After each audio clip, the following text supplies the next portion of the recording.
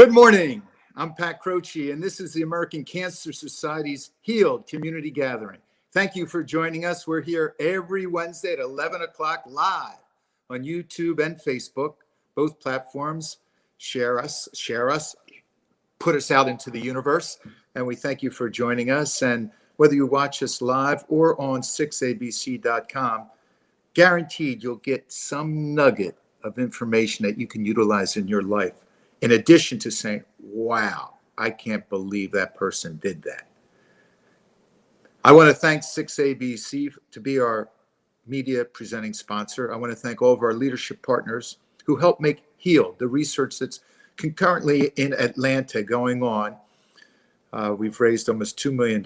And for all of you, every one of you who've gone to acshealed.com and receive the bracelet and hopefully wear it with pride and peace and happiness. And any amount counts. Every little bit of amount counts. And I guarantee it goes to the research and it goes to other things that HEALed is doing right now. We'll be sharing those over the next couple of weeks.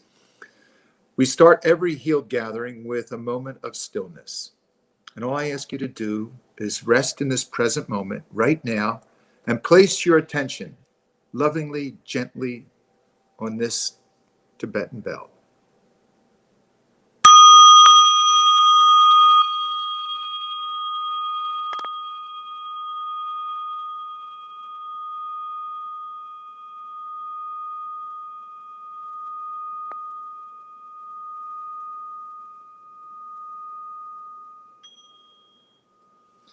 That's our doorbell. That's our doorbell to the gathering, where we leave all choice of suffering in the front porch. That's right. No suffering. We pack it up, put it in our suitcase, leave it on the front porch, and we come in here and just choose to be with each other in this open, imperturbable space of presence. And the presence that we also have are two guests. One is a returning guest. I love this guy.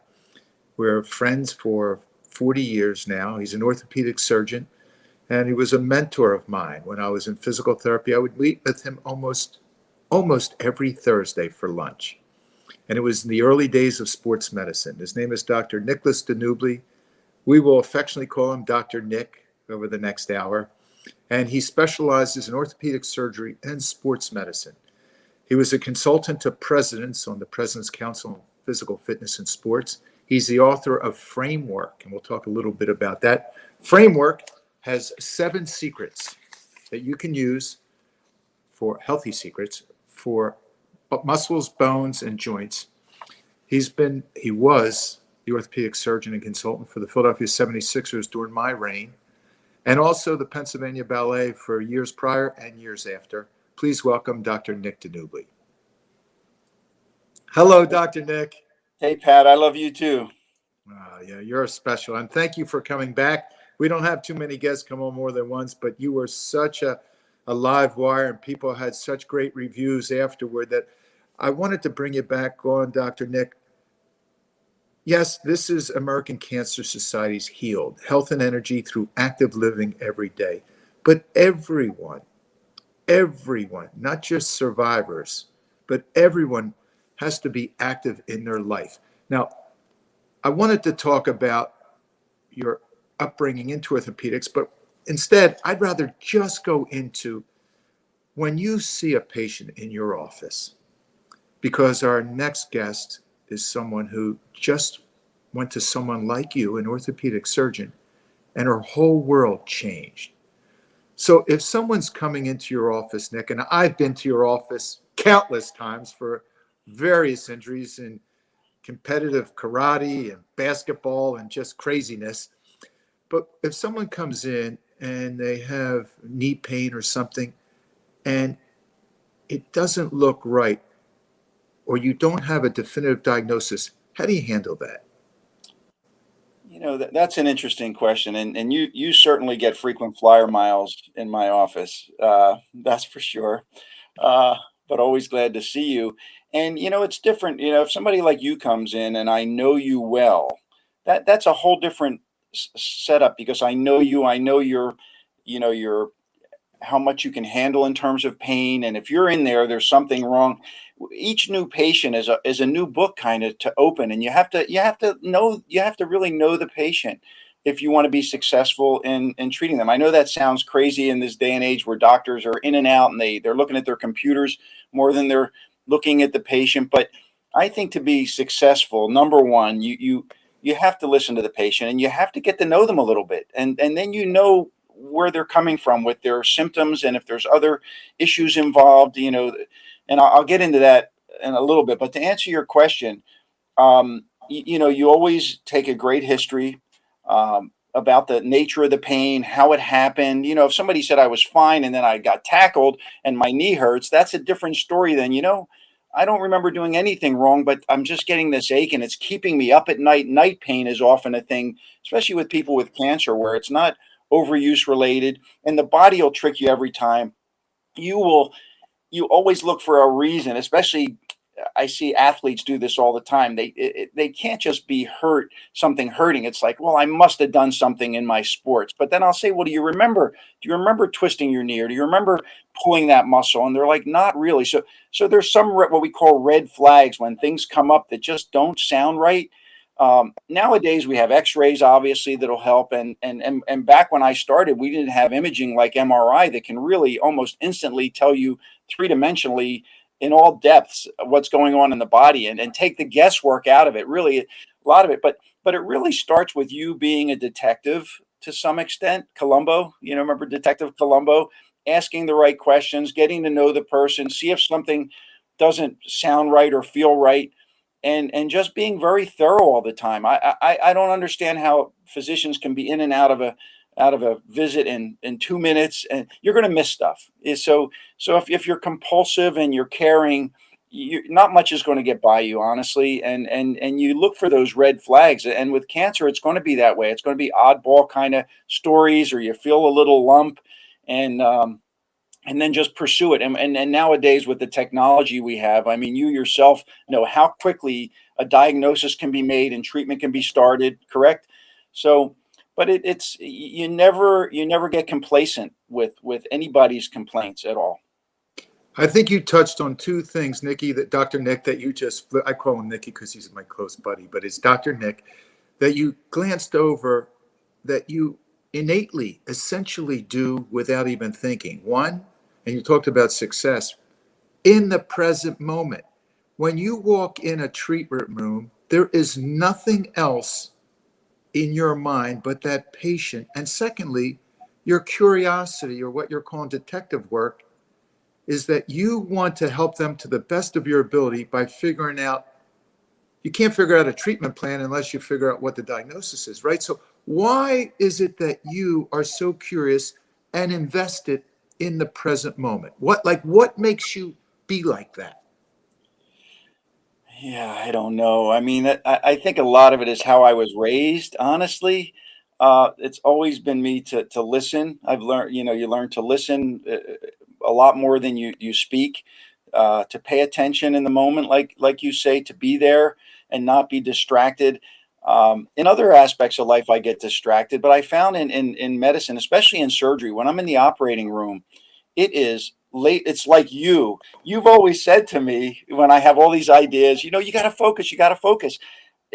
And you have that focus, and that's why you've been able to accomplish so many unbelievable things in your life. And at this point, to be even wanting to do more for people is beyond me, that you're back doing this kind of thing.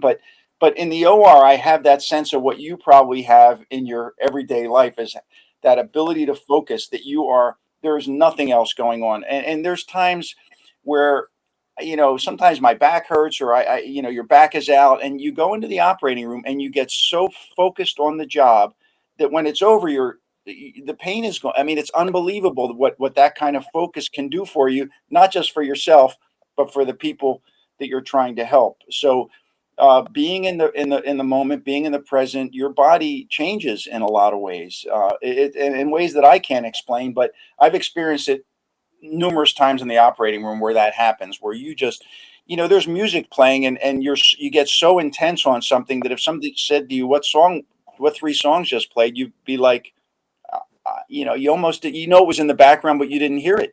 You didn't see it. You are so laser focused. And that's you. I mean, that's Pat Croce. Yeah, but listen, Dr. Nick, this is really good. This is more like the spiritual Sangha, because when you invest your being in the doing, in the present moment, without judgment, just letting your skill set that you've practiced all those years merge with that universal intelligence, coming in and doing what you do best, I would think that it delivers some form of happiness to you, joyfulness, peace, where it can't be described as you said, but it transcends time. Like, how about time? Do you even know when you're in an OR? No, no. It's you're in a different place in that. And there's not many points in life where I experienced that. Some of it goes back, and you'll appreciate this. Years ago I did a lot of martial arts and Tai Chi and things like that. And back in that day, I had a similar kind of feeling, different. I mean, it's not surgery, but that same kind of disconnect that you have. It's a connected disconnect almost. It doesn't make sense, but I think it works in medicine, whether it's in surgery or with patients, that you can focus that quickly and analyze a situation and try to move them in the right place. And also realizing that, patients come in many times, they don't want the high technology. They don't want the big fix. They just want to be reassured. They just wanted to, a lot of times, believe it or not, if you just tell them it's not serious, I know it hurts, it's not cancer. I mean, that's something I'll say to people who are very upset about a minor ache or pain that they have, and it's something they might have to live with, that if you could just reassure them and teach them the difference between hurt and harm. Something may hurt, but if you're active on it, you're not going to harm it. So I want you to Wait, get let's active. stay. Wait. Time out. This is too good. The differentiation between hurt and harm. And this is for everyone out there. So please share with us this delta.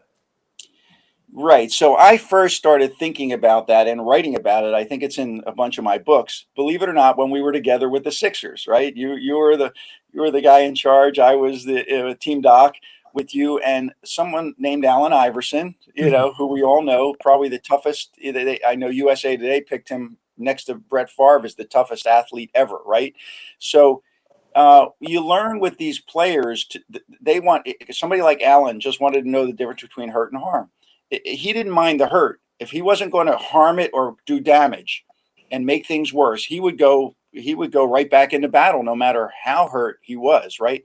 So we do that all the time with patients where, something might hurt a little bit, but if you are willing to be active and go through certain types of things, number one, it might make you get better. And number two, it's not going to harm anything. And the benefits that you're going to get from being active far outweigh the little discomfort you're going to have. An example is an arthritic knee. So, it hurts when I walk. Well, how bad is it? Well, it hurts a little bit, but not terrible. Well, the benefits you're going to get from walking, you're not going to harm your knee. It might hurt a little. You might irritate it a little bit. But the health benefits, the overall benefits you're going to get from that activity are worth it. And this is so important for cancer patients because, it's a war. Cancer's a war. And they don't feel well. They're tired. They're losing weight. Their muscles are getting weaker. They might feel nauseous. The last thing you want to do is go out and do something. But if you can do something, find that the small things you can do, not what I can't do, but what are the small things you can do to activate yourself, to get some exercise in. And all of a sudden, your body's feeling better, your mind's feeling better. We know that exercise is medicine. It's as good as almost any anti-anxiety pills. It helps depression. It helps anxiety. It brings back muscle. It brings back endurance. All of these things that these people are losing, but they don't feel good. And they get up and they go to do something and their body's fighting them. That initial response, the body can mislead you sometimes. It's trying to protect itself. And if a physician or someone else, a knowledgeable health professional, can guide you through that process of working through some of the discomfort where things might not feel great, but you're going to be in a better place if you can do that. I don't know if that makes sense. So Nick, Dr. Nick, how do you do that? How do you inspire someone who has a fear factor that, one, the injury might get worse, or the rehabilitation is, I don't feel like going undergoing that pain, or if you even have cancer and they're sitting on the couch, and we got to get them up moving. That's what Healed's all about. What would you recommend to people to encourage, as a caretaker, your loved one to get your ass off the couch?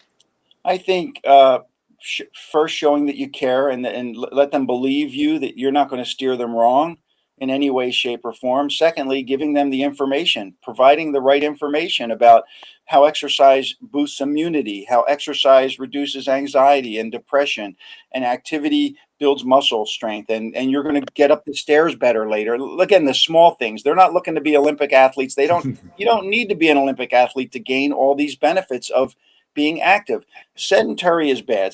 Being sedentary is worse for you than smoking a pack of cigarettes a day. We know that. That's been shown over and over again. So if you can just get people from sedentary to any kind of movement, you've put them in a better place. If you could then get them into a little bit better level of, are you doing your strength training? Are you doing your stretching? Are you doing something for your heart and lungs? Cardiovascular exercise. I would add, doing something for your mind too. And it's not just the activity helps your mind, but inactivity helps your mind too. Meditation, quieting yourself. So activity helps your mind, inactivity helps your mind. But you're talking about inactivity in the sense of as a practice, not inactivity as complacency or couch potato. Correct. Active inactivity. Well, you know what? There is a Chinese name for that, an ancient Chinese name 2,500 years ago. Wei Wu Wei, effortless action. Wei Wu Wei. And it is really action, non-action. And that's exactly what you're saying. So that whether it's reading, meditating, prayer, mindful walking, just mindfulness in anything you do with purpose in the present moment and without judgment. So if you, as an orthopedic surgeon, how do you get that mind, body, spirit triangle in the ultimate healing of your patients? Again, I try to motivate them. I try to talk to them. I do spend time with patients. You sure do. There's no one, and that's really important, Dr. Nick, because our next guest, when she was diagnosed or she went in with an injury to her leg, she thought, but it happened to be a diagnosis of cancer after the fact. When you spend time with someone, what happens if it's someone, when you see these tests and it seems not exactly the mechanism of injury that would cause a certain knee pain, how do you share with them your compassion, your kindness, when this MRI is showing something off? Yeah, that's hard. And, as an orthopedic surgeon, we get to, we don't get the really bad stuff like that most of the time. So I get to help people and keep them moving. And when I see that kind of thing, it is challenging for me because I don't want to scare them, right? Because I'm probably at this point going to send them to an orthopedic oncology specialist. There's orthopedic surgeons who only do this stuff, fortunately, and they do it really, really well. And we have some great ones in the Philadelphia area, some really, really, and I'm sure around the nation, similar. But at that point, I need to move them on to someone, and it's really tough because you don't want to scare them, but it's something bad, but you don't want to take all their hope away, and that's even a challenge for me. You just say to them, look, this doesn't look good. I think we need to get you to see somebody, and I almost punt it to them, which is not right, but I don't want to.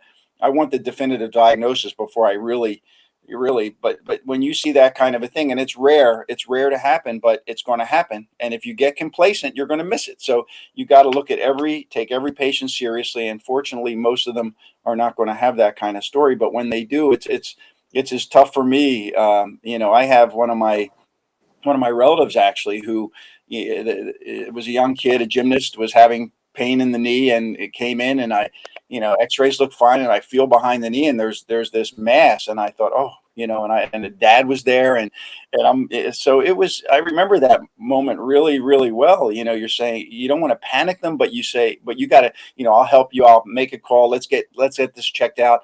And luckily it was a tumor, but it was a benign one, and it required surgery, but it was that same uneasy feeling. It's tough. But for these patients, to get back to what we were saying, all the little things add up. You know, if you're meditating, if you're taking a walk, if you're doing some tubing exercise, they're all seem really small, but it's making an impact, and they might not think so, but it really is. Because again, like I said, it's a war, and you don't win a war with usually with one big bomb. You gotta, you know, you have to have a battle plan, and it's a lot of little things added up. And if they realize that things they do in their lifestyle can make a difference, and it makes a difference in the prevention of cancer, and it makes a difference once you have cancer. So these things, it's not like, okay, I have cancer now, so who cares what I eat, I'm not going to exercise. You know, you get depressed, and it really, you can go into these downward cycles. So I think that people need to realize that all of this stuff really helps. And you know, I hate to go to COVID on this, but you know, the lessons we haven't learned from COVID. I mean, when COVID first hit, we learned how obesity is such a risk factor. The people that were all in the ICUs on ventilators and were dying, a lot of them were overweight, right? So we've had 2 years now to change that. In 2 years, you can lose some weight, right? Our nation, the kids and adults, there's data out now, both obesity is up 20% in adults and in children. And we're already a nation where 3/4 of us are overweight or obese, right? I could lose some weight too. I'd love to lose 5 or 10, and I will. But in this 2-year period, we've gotten worse. Why haven't we? Because our nation is not geared towards that. It's always about treatment, and treatment's great. I mean, we have great treatments, but lifestyle, prevention, and this is the stuff that I focus on in my books, the things that you can do that are within your own grasp, whether it's in the prevention or treatment of a wide variety of diseases, including cancer. We know there's at least a dozen cancers that are related directly to lifestyle, many related to obesity. So, you know, you can make an impact here. And even if you have cancer, you're going to do better. It's an exercise is an immune booster. We know that it boosts your immunity, it boosts your mood. So, Dr. Erica Reese Punia, who is the exercise scientist who is heading up the HEALED research, is doing exactly what you're talking about down in Atlanta with 400 patients, a variety of cancer diagnoses, because she has mentioned on this program that 70%, 7 out of 10 people, after they've been diagnosed with cancer and treated for cancer, don't get off the couch, don't do enough to do exactly what you're saying to enhance their lifestyle and prevent, whether it's obesity, arthritic change, just heart, lung problems. It just galls me. And that's why this research and your commitment and volunteering to HEALED is so important, because, you know, the American Cancer Society doesn't do anything without empirical data. You and I will just go ring the bell and say, get up. We know you got to move. But they want the same with breast cancer and cancer with smoking. They know, and they know that they have the research to prove they walk the talk. I mean, truly, everything they do comes informed and expressed from love and truth. Love, they care like you, and truth. It's from the truth. And I have to say, that's you going into a treatment room. You come informed by truth. You know your orthopedic skill set, and you have this caring concern for your patient's well-being, that because everyone's coming in some sort of pain, right? Yes, in orthopedics, pretty much. But you know, I think what you said about people give up. I think sometimes they get the diagnosis and it's like an end to them. It's like, okay, I give up, and that's where the mind plays in. And you know, it's a mind battle and it's a body battle. Cancer, most illnesses are. They really are. They're both. And you know, I find that it's sometimes hard to have both of them fighting at the same time. But if you if you even work on one, it props the other up, right? So if you get your mind in the right place, how you feel, I found, affects how you heal. How you feel. Oh, that's good. And say that again. Say that again. How you feel affects how you heal. your mindset is so important in the healing process. And it works the other way. If you're using your body right, that promotes healing in other ways. Exercise, for the reasons we talked about. Exercise is medicine. So they both might not be firing at the same time, but if you could even work on one, it props the other up. If you work on the other, and then if you're working on both of them, if you're really able to do things that are mind and body, I think you're going to optimize your healing no matter what your condition is. We're going to stop right there with you, Dr. Nick. I mean, we could keep going for the whole hour, but I think you're really going to like our next guest as well. And she is on the other side of the treatment table. Where you come in, she's already sitting on the treatment table. So you just take a timeout, go sit on the bench with Allen Iverson. I'll pull you back in with 2 minutes left to play, with 10 minutes left to play. But that was great.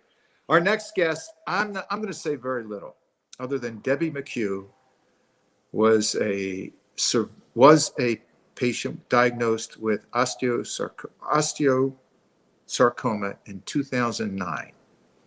She went in because, as we were talking to Dr. Nick, she had leg pain. She fell.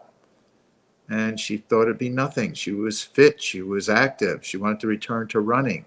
And then I'll let her tell the rest of the story. Come on, Debbie. Hey, how are you? Thank you so much. Debbie, is Dr. Nick cool or what? He is inspiring and way cool. I just could sit here and keep listening. And it's the antithesis of, from what my research Dana gave me on you, is that just give us the genesis of your diagnosis so that people can feel and walk with you through the beginning of this. Yep. So as you mentioned, thank you for giving a little brief summary. In 2009, I had 2 little kids at home.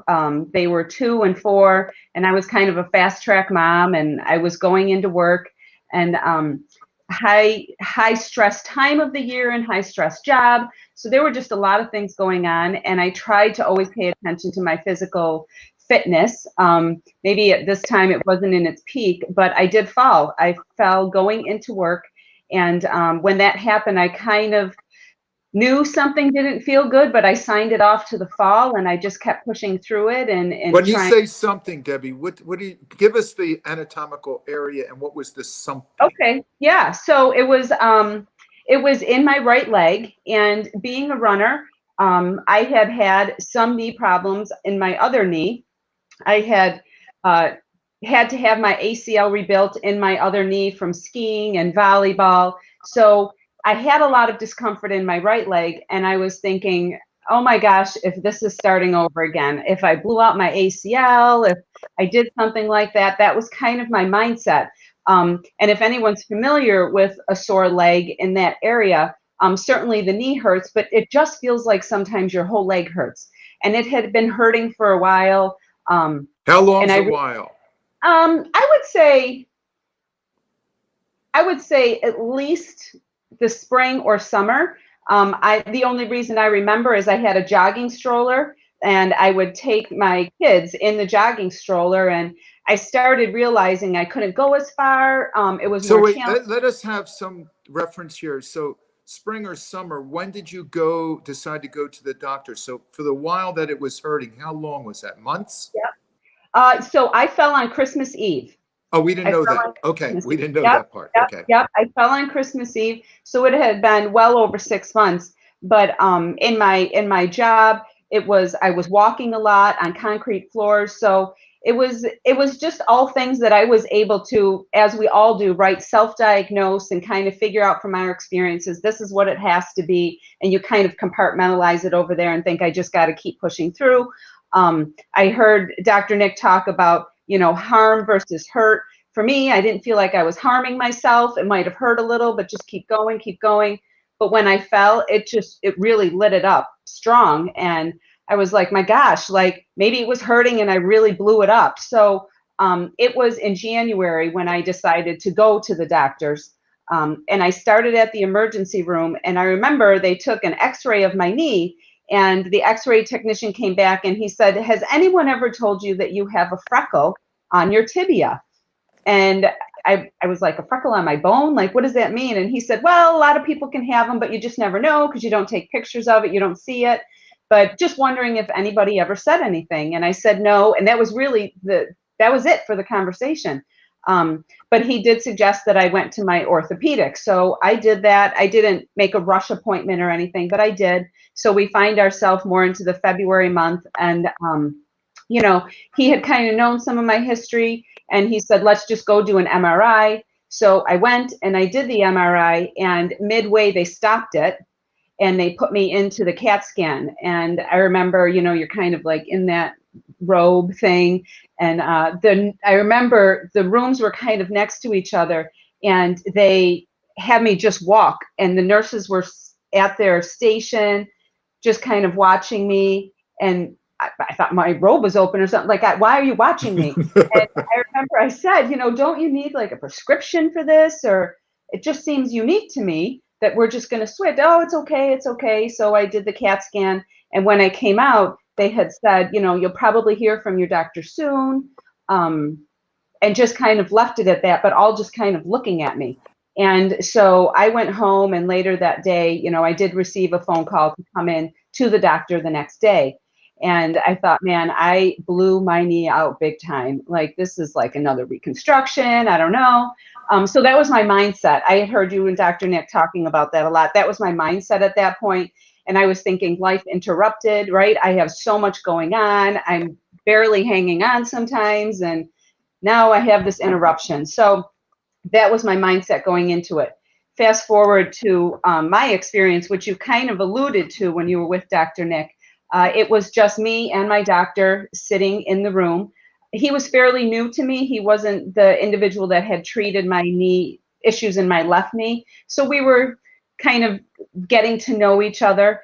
And, you know, he did share with me, there's nothing wrong with my knee. And at that point, I was sitting there, and I've shared the story before, but I remember it like I'm feeling it. I was just sitting there, and I had my hands under my legs, and I was swinging my legs, and I thought, if I could show him I can do this, then I should be okay, right? Like, I'm proving to you physically I can do something common, so you can't tell me something's wrong. And I remember, you know, when he said that, I thought, fantastic. Like, that's the end of the story. Like, I'm swinging my legs, I'm sitting here, you're saying nothing. And then he kind of segued into there was something else he needed to tell me. And that began a very brief conversation. It wasn't one that had a lot of details. He just kind of said, you know, we found something else. And it's not something that we take care of here in the Lehigh Valley, which is just north of where you used to be, up in the Allentown area. And he said, we don't take care of it here. And he shared with me he was sending me to an oncologist. He never said the word cancer.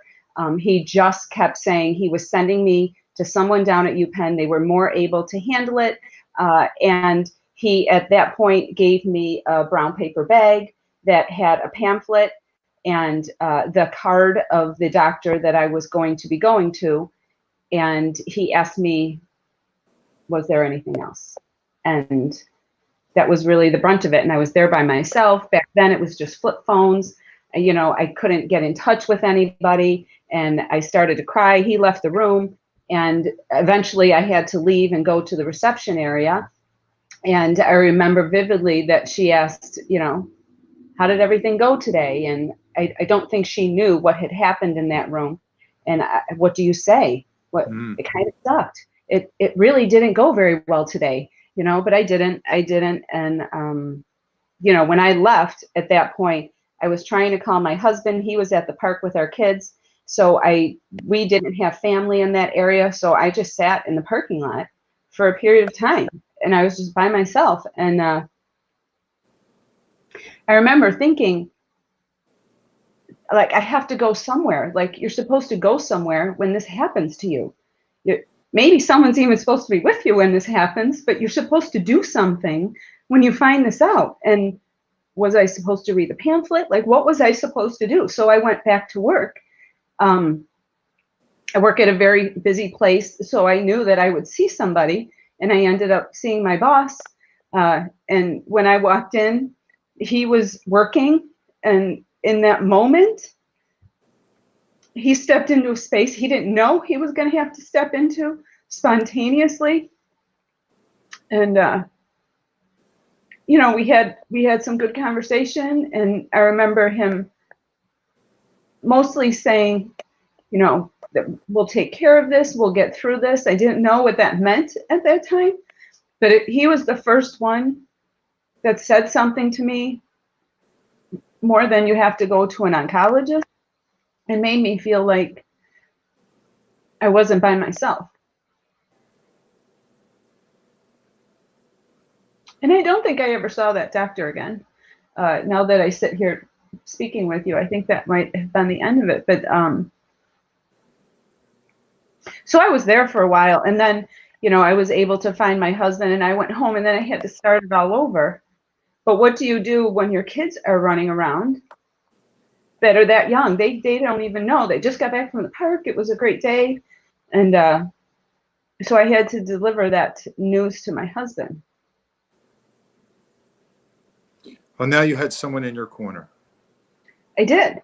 I had a lot. And how long after that diagnosis or quasi-diagnosis did you have surgery? It was March 24th.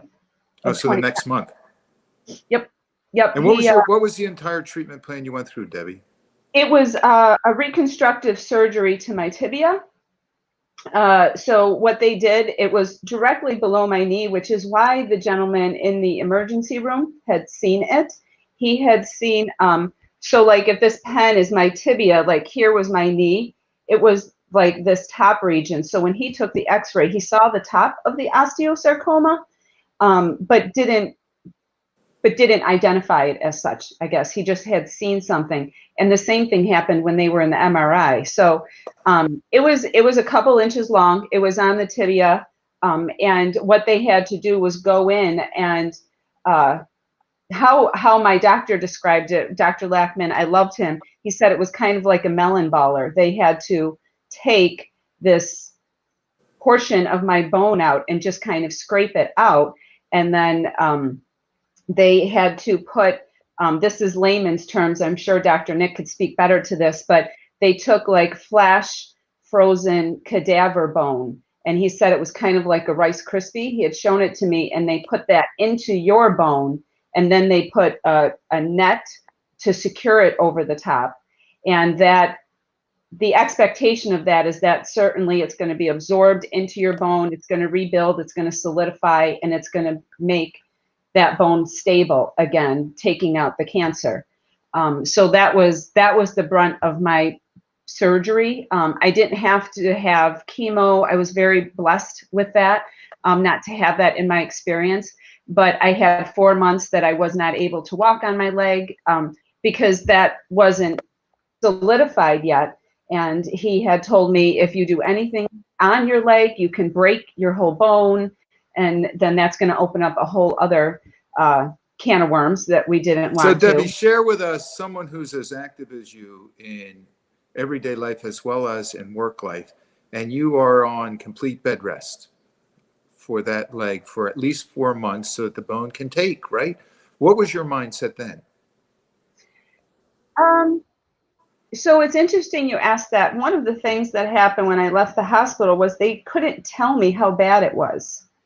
They could tell me how big it was, but they didn't know the stage, right? So when I left, my mindset really wasn't that great because I knew that something had been taken care of, but I didn't know how bad it was. They had sent it off for testing. They had said that it was incredibly close to my bone marrow. So had it gone into that, it would have, you know, obviously been a completely different story. So I was kind of in a I'm waiting for results mode, but I can't walk. It hurt so bad. It was more discomfort than what I had started with. We were in a home with stairs, so I really just stayed in the living room. You know, I had crutches, obviously, so I would go to the bathroom and back. I was just laying there. And so much of that resonated me with Dr. Nick when he was saying, you have to do something because your mind is playing tricks on you and your body can't do anything. And what do you do? And I remember the day I got the phone call from Dr. Lackman's office, that it was stage 1, starting stage 2. I really don't know what that meant at that point, but that they wanted to rest the treatment plan there, concentrate on my healing, but they did not see that it would go further at that point. And that shifted my mindset 100%. I am very much a person that likes to know what's out there. I'm okay with an audacious goal. I'm okay with something that looks challenging, but I do struggle in the space of, I don't even know what step I'm taking at this point. Like that's hard for me. And that's what that first week was when I was waiting for that phone call. And that gave me significant peace. I wasn't able to do anything walking. Like I certainly couldn't do physical things, but I remember my mom was there and like I started sitting up a little bit more, like maybe not putting my shoulders back, but I started kind of taking a presence in the room a little bit and, talking a little bit different. And she was there encouraging me the whole time. My husband, my children were coming in and, they had learned to be cautious with the leg, but, I was like, come up and sit with me. And so like, I feel like that was my medicine I was trying to give myself, and I was trying to step back into things. Well, Debbie, you were just sharing with us the power of the caregiver, those that surround someone with a cancer diagnosis, and what's necessary when they really don't realize the loneliness that you feel with inside, with the not knowing, will it heal? Will it not heal? Because the mind loves to project to the future in a negative way. And it makes your present moments so torturous and miserable. So that's really what this healing's all about, so that we can take that sword hanging over cancer patients and survivors, take it off. No, bring it into now. Bring it into now. What is the problem and the challenge right now? And you defined perfectly at that moment. Fast forward now 4 months later, when the physician or the oncologist or Dr. Lockman's office gives you the green light to do what you want to do. Take us there. Yeah, so I remember I walked into the office with crutches and I got to leave without. So that was like, like, let's do that again. Like I just wanted to do that over and over. But, when we were in the office, I remember one of the things that he said to me, there was a whole lot, but I had asked him about what is my future? Like I'm just stepping on my leg for the first time, and what is the rest of that story? And I remember him saying to me, what do you want to do, or what's your story? And my first thing, you said it a little bit, I just want to know, could I run? Like, do I really have a leg? Do I have a leg, or do I just kind of have this thing now that doesn't need a crutch? Like I was trying to figure that out. And I remember he said, you can run. My job was to set you up for maybe 3 miles. That may be the most you do. The rest of the story is yours. You have to be the one now to own this. My job was just to help the leg. And that's what I did. But what do you want to do? And that was like an incredible thing, because it was that next green light, like it was okay. But then it was like empowering, like, what do you want to do with it? I was like, oh my God, like I thought you were going to give me that answer. And now you're telling me I get to pick that answer? And so he told you, he literally said 3 miles. He said the most that you could do is 3 miles, but what you choose to do beyond that is going to be up to you, by way of therapy, by way of taking care of yourself, by way of everything. Like that is up to you. I can't tell you you're go run a marathon, because right now you couldn't do that. You have to decide if you want to do that. I just find it so ironic that he used 3 miles, that distance, when I know that our viewers don't know yet that he didn't mean 3 miles vertically. No. I mean, 19,000 feet up. So take us, obviously you got back into run, but take us now, because we'll run out of time. Otherwise, between you and Dr. Nick, I mean, we need another hour. So take us now to, you got back to running? Yep, I did a couple of marathons. I've done half marathons. So yeah, I got back to running. I did. Because like 3 times what? Like how far can I go? And tried to make plans because he didn't say I had to limit. So I said, okay, you know. I want to follow you. I want to play follow leader, follow you. Okay, so a couple marathons and half marathons, and then you decide to take this distance vertically. Come on, share with everyone what this challenge was that you just had. I just had it. It started with American Cancer Society Facebook post. Everyone pay attention to them. It said run 100 miles in January. I can do that. It's cold in Buffalo. It's cold in Rochester, but I can do it. So I thought I would try. And as that built momentum, one of the ways that I did is I involved everybody with it. I wanted them to be on the journey. I did dedication runs. I went live every day.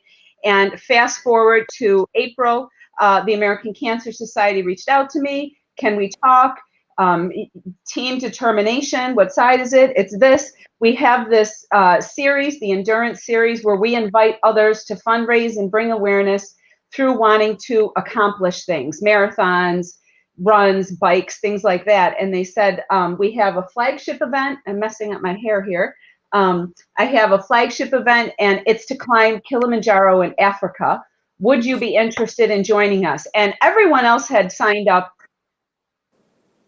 in last year during COVID, a lot that I climbed with, and they asked me if I wanted to, and we talked about it, and I thought about everything that we had shared, and I said, yes, I would climb Kilimanjaro. So, you know, I'm an Adirondack girl being from New York, and that's really the scope of my climbing. So I went vertical, and I said, if he said he gave me 3 and I can do this, I wanted to do that with my leg. I wanted. How intense was the training to climb Kilimanjaro? So in between that space, I had made my own goal that I was going to run 2,021 miles in 2021, and I was going to continue that January thing. Wait a second. Wait a second. This is nothing in my intel about. So you made a goal to run 2,021 miles in the year. Yes. And what is that per week for you? So my hair is all messed up. It looks beautiful. Thank you. So it's I had a slow start in January because I need to run about 160 a month. So it's about 42 miles a week I run now. And so you're still on this goal even though you interrupted it? Oh yeah. Yep. I'm up to. You still have the goal, but you interrupted it to go to Africa. Yes. And so that's my answer to you about my training. Like, what did you do for the training? A lot of it was dedicated to running. And, you know, you would see me out there with my boots and my backpack and walking and doing hills. You know, certainly I did strength training and things like that. But a lot of it was in that bucket because I have this other commitment to run those miles for the Cancer Society this year. Okay, Debbie, so you take us into the treatment room where the doctor says you can do 3 miles, the rest is up to you. He had no clue what the rest meant for Debbie McCue. Now you're at the top of Mount Kilimanjaro. You make the climb, correct? Yes. Summited. Tell us about getting to the summit. It was the most difficult thing ever in my life, but I say that in terms of an activity. Certainly, you know, getting through the cancer was an activity, but it was different. Physically, this was the most challenging thing I had ever asked my body to do, but it was the easiest with the group that we were with. They had a plan. They became very intimate with us, so they could read our body, read our physical language, read everything, and they had it kind of choreographed with the highest likelihood we would make it. But the thing that I will tell you was it was 100% mindset. It was, you know, if you know Star Wars, it was Yoda saying, there's no try, there's do or do not. And that was my 100% mentality. The moment I left for Africa, there is no, I think I'm going to walk back down the hill. Like, you have to do it. And so I went in with that mindset, and many times it got compromised. I didn't think that I could. And how'd you overcome that? So our guides were incredible. They were incredible. It was with Embark. They're an adventure company. And I remember Augustine, he lives in Africa, and he would come up to me and he's like, what are you thinking?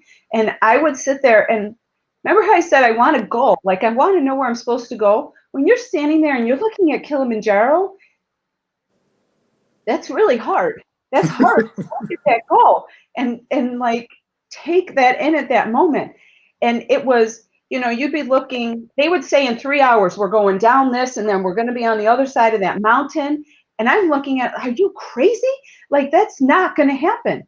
And I remember he came over and he said, look, I want you to look down.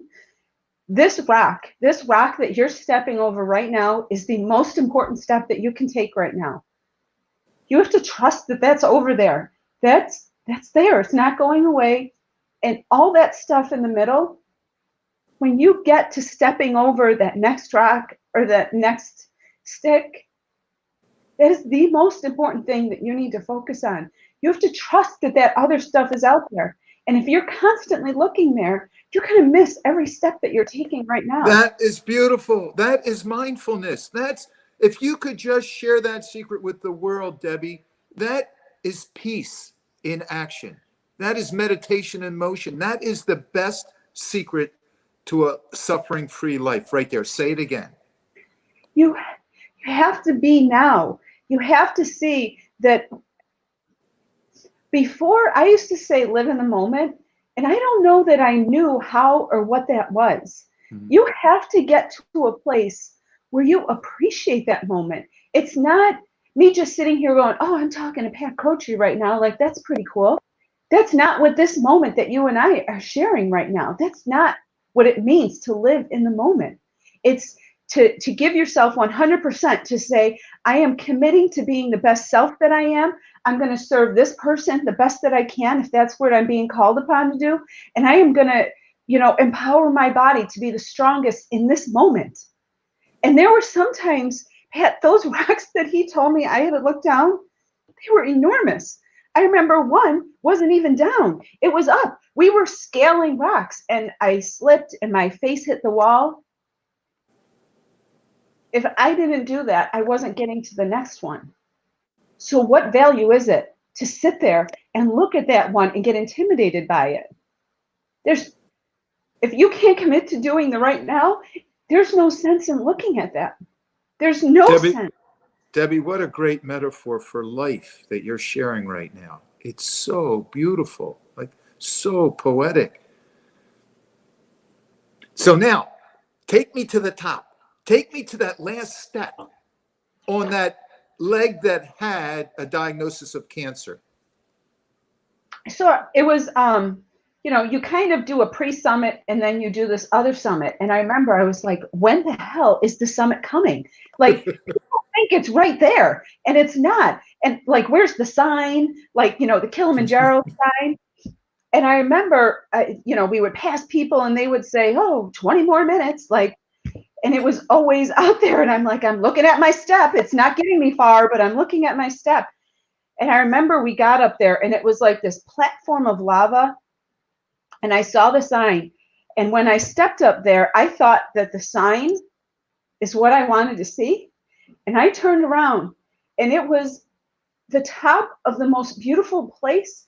It was like we were on top and there was a life ring, like, you know, the things you swim on, the ring that goes around your belly. It was like around the entire mountain of clouds, way low. And you could see the sky, you could see the glaciers, and I was on the top. My leg took me to the top. And I was standing there stable, and I climbed it, and I didn't have further to look up. And that is what was in my mind. I didn't have further to look up. I did it. You were literally at top of the world. And Were there other cancer survivors with you, Debbie? There were survivors and then people that lost somebody. My friend Megan lost her husband 2 years ago to brain cancer. She climbed with us. David lost his dad. There were 6 of us. And so when we got there, you know, one of the things that there's a Mountaineers Prayer that my best friend gave me, and it says how you become one in this journey, and you have to lift each other to get there. You're not just an individual contributor to your climb. So when we got there, it was for all of them too. Do you have that prayer with you? Do I? It's Yeah, on do you my know it? phone. Yeah, I can send it to you if you want. No, I would like, can you share it with us now?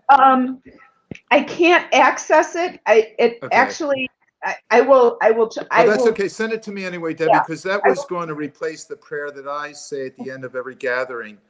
But, you know, so please send it to me. I will send it to you. Yeah.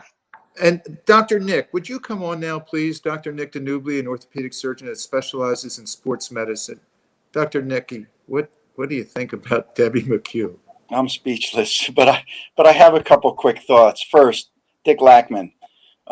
We went to college together. We trained at Penn together. You couldn't have been in better hands. Dr. Secondly, Nick, is that the Lockman test? That Dr. no, Lockman? no, that's Oh, Lockman, a different Lockman. oh, okay. Dick Lackman, and John Lockman, who I Okay. also studied under.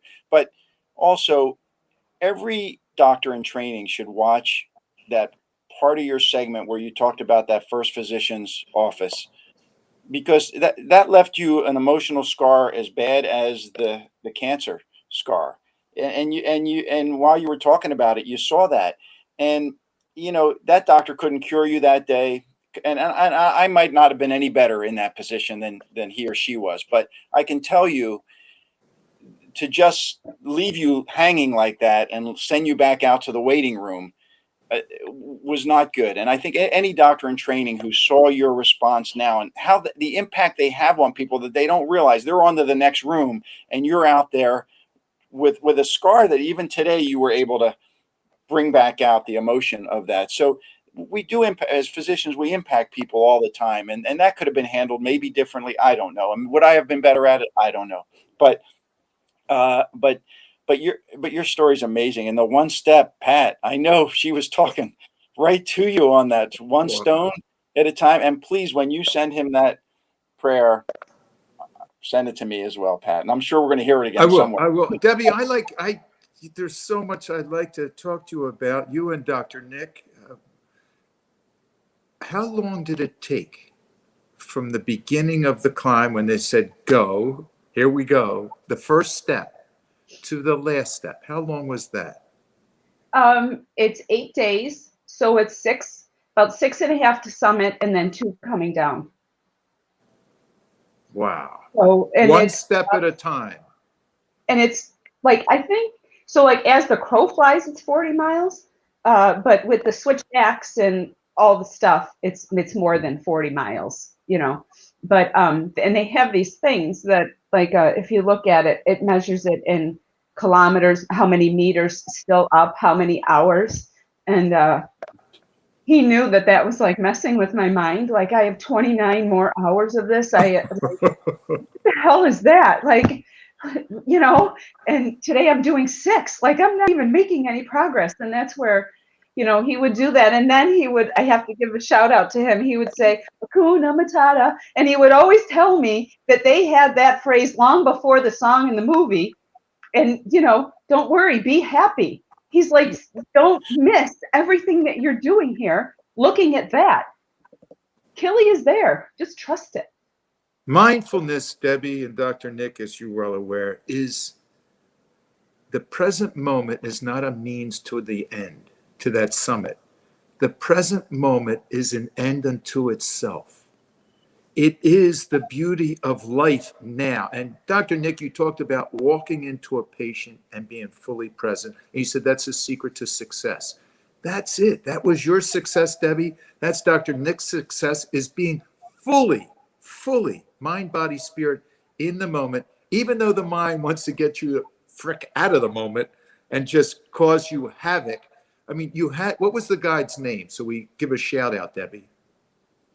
Augustine. He was my best friend, my best guide, and he stayed the whole time. And we talked about our faith, we talked about our family, and that moment, I will never give those away. not to look up at a mountain that I know is there. I'm not going to miss that with him. About his children, my children. That's beautiful. We have to call the gathering to a close. And I got to say, Dr. Nick, thank you once again for coming. Debbie, what a beautiful being. And I'd like to end the Healed Gathering with a prayer, Debbie. Now, this isn't your summit prayer, but it's very similar to what we've been talking about. And what I like to say is, thank you for the grace in helping me welcome what is happening right now. It takes grace to be in the present moment because the condition of the mind wants to project to the future or pull from the past. So thank you for this grace in helping me welcome what is right now. With you too, thank you. Peace.